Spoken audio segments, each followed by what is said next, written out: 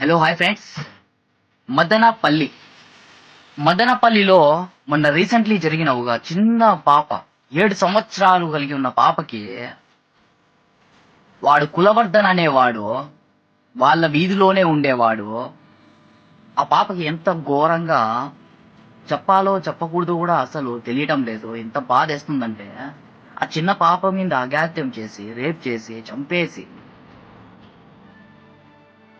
డ్రమ్ములో వేసి, అరే కర్మ అనేది ఎవ్వరికీ ఇసిపెట్టదు. అలా జరిగిన మరుసటి రోజే ఆ కులవర్తన్ అనే వాడికి చావు అనేది ఎదురొచ్చింది.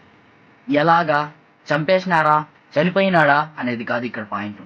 7 సంవత్సరాలు ఉన్న పాపకి అలా రేపు చంపేసిన వాడికి వాడు ఖచ్చితంగా అలాంటి శిక్షకే